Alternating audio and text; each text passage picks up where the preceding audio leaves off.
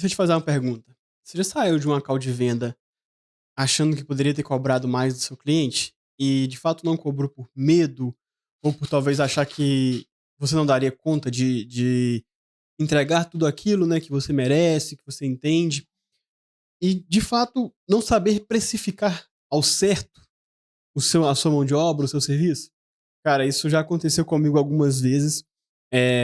Tanto que eu ia para call de venda já pensando em qual que era o desconto que eu ia dar para esse cliente.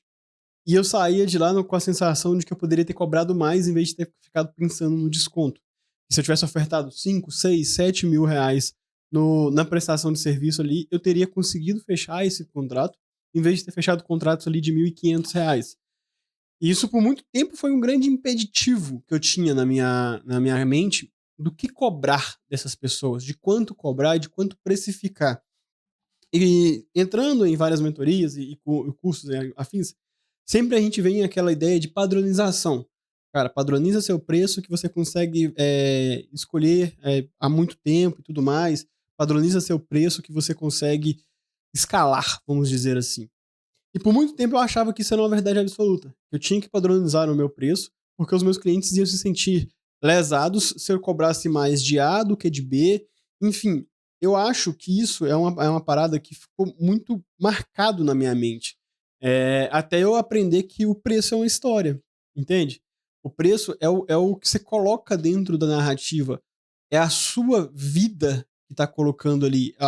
Claro, é a transformação que você vai obter com isso e a transformação que você vai gerar para o seu cliente.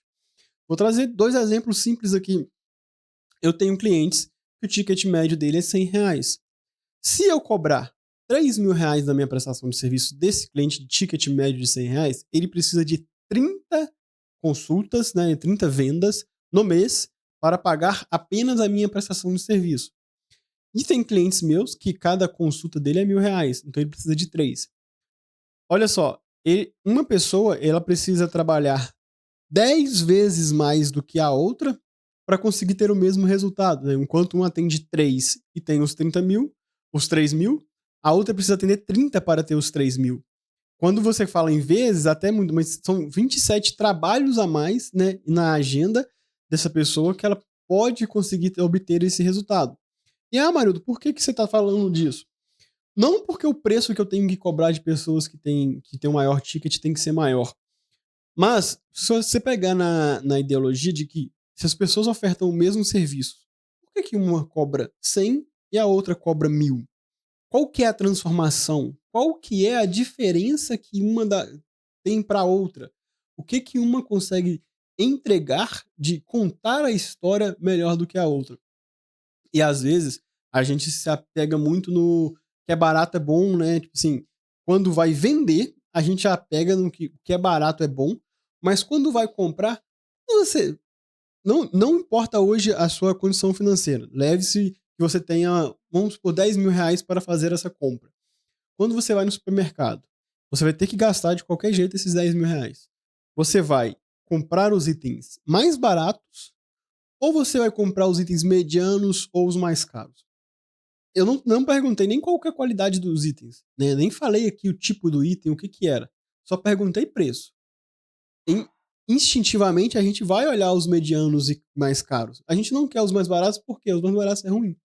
Então, quando você traz isso para sua venda e você tem medo de colocar o preço que você julga ser o necessário, e em vez de prestação de serviço de cobrar 1.000, 2.000, 3.000 reais, você cobra 500, 200, 100 reais na sua prestação de serviço, você passa a mensagem para o seu cliente que você é ruim, que você não vai gerar a transformação que ele quer. Você só vai ser uma opção mais barata que ele tem no mercado. Não que eu tô falando aqui, Marildo, é por isso que tem que ser high ticket, tem que cobrar esse high ticket. Não, cara, não é esse o ponto aqui. O X da questão não é esse. O X da questão é que você tem que construir a sua narrativa para que o seu preço faça sentido. Se você entrega qualidade, se você está disposto a resolver o problema do seu cliente, se você tem disposição, tempo, para entregar isso para o seu cliente, o preço ele se torna até uma pechincha, até uma barganha. né? Porque, por exemplo, eu tô falando exemplos aqui, tô trazendo esses dois tipos de exemplos para facilitar o entendimento, que é o seguinte caso. Esses dois clientes meus, eles têm cirurgias que passam dos R$ 50.000. Um focado muito em plano de saúde e tenta vender essas cirurgias pelo plano, ver se o plano pega e tudo mais. Tá sempre com a agenda lotada, mas sempre com margem pequena.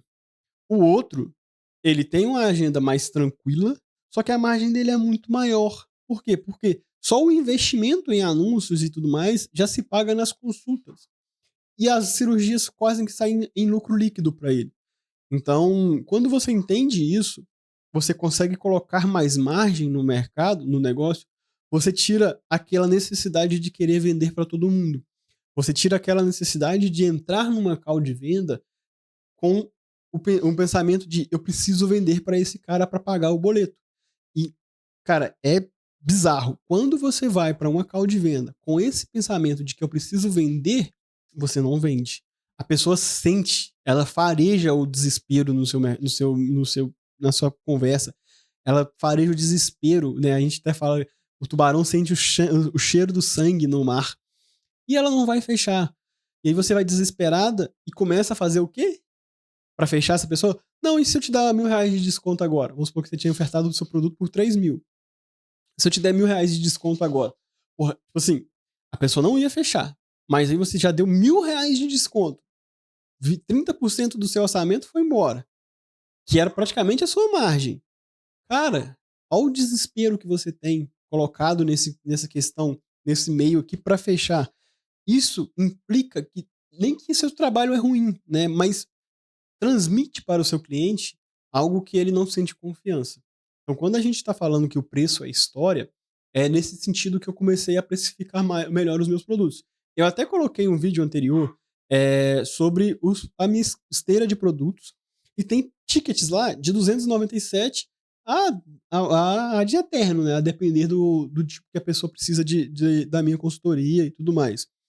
Só que entenda que é o seguinte: de acordo com o preço, é o nível de acesso que essa pessoa tem que ter a você.